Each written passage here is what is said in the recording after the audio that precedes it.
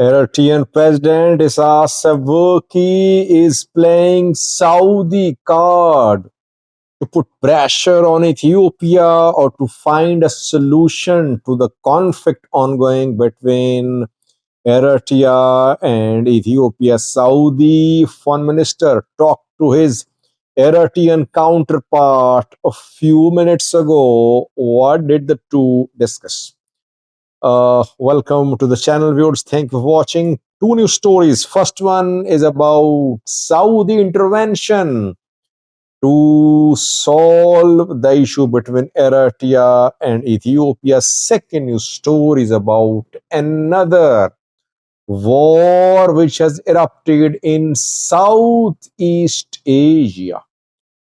Let's have a look at this story first. A warlike situation is developing in Southeast Asia between two neighboring countries. I'm talking about Thailand and Cambodia. Both are tourist destinations, especially Thailand draws tourists from across the world. Its economy relies heavily on the revenue from its tourism industry. Today, clashes erupted between Thailand and Cambodia, the two Southeast Asian neighbors.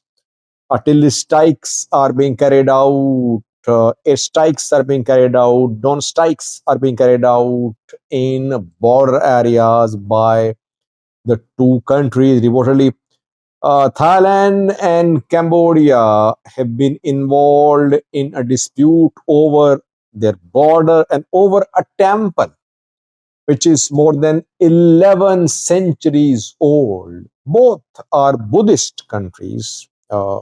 Predominantly Buddhist is the population in both Thailand and Cambodia.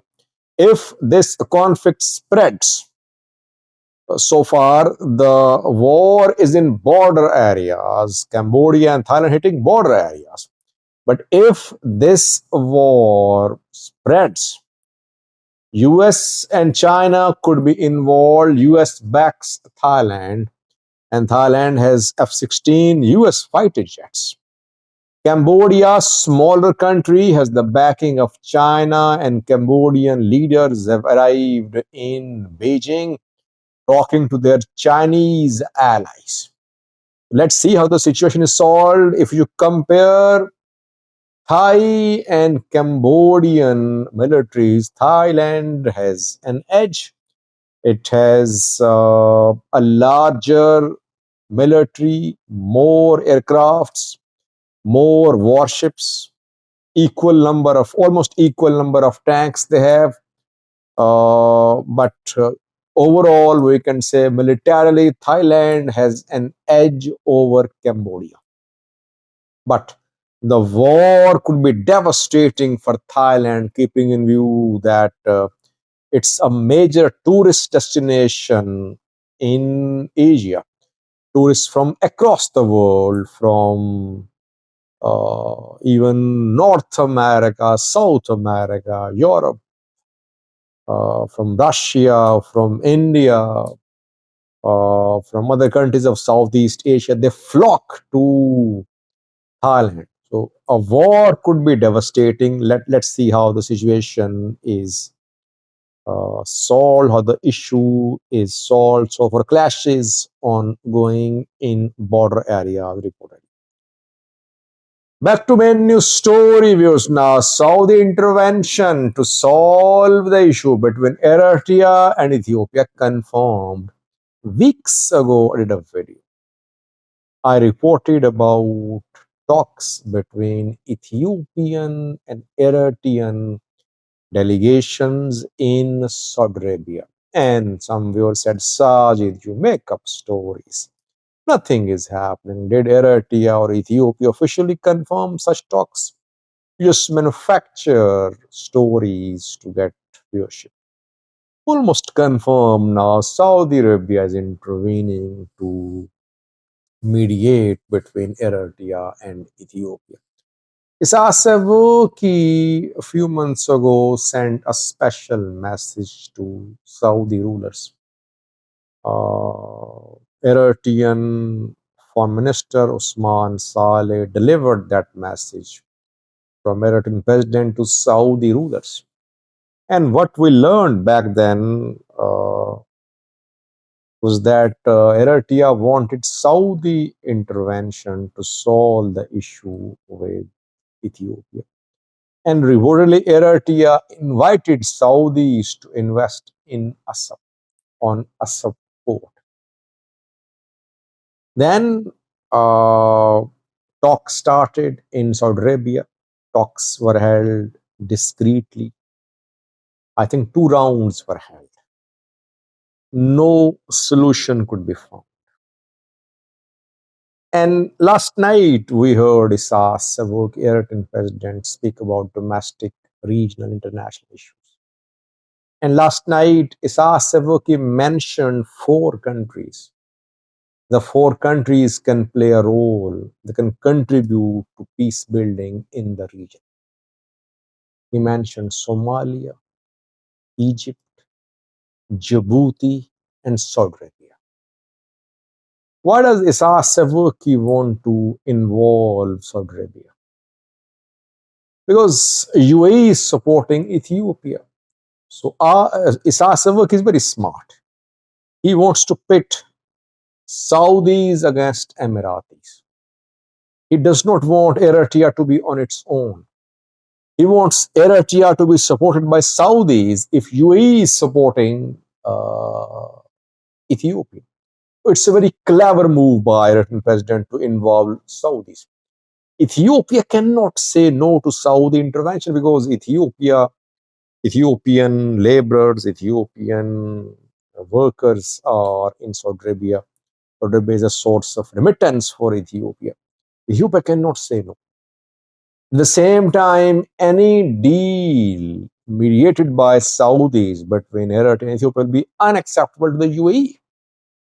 Isas Savoki is telling Saudis that UAE is taking control of all the ports on Red Sea. Saudis should also do the same. Otherwise, UAE will be in a position to dominate the region.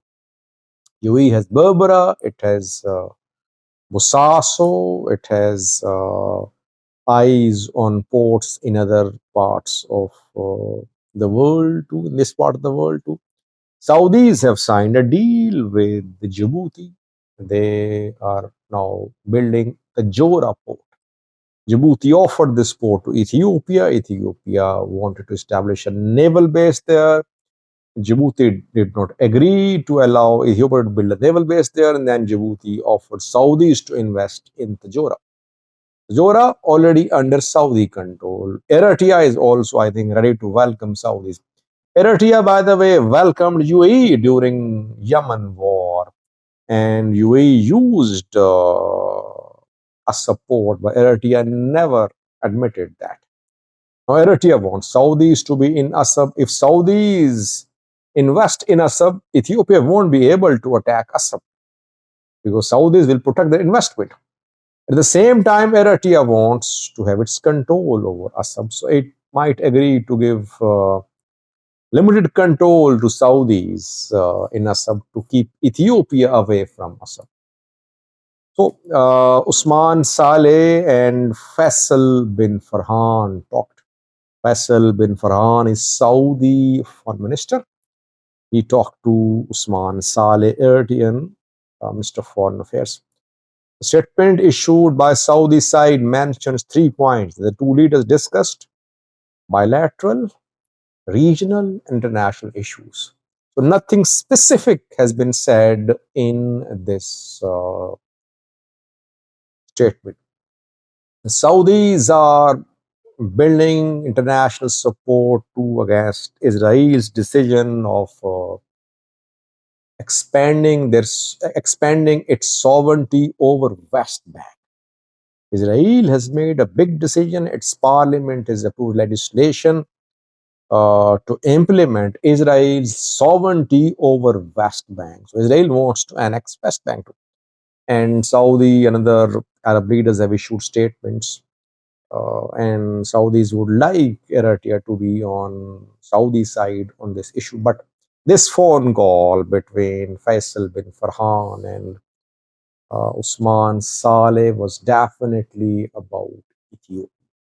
Can Saudis find a solution?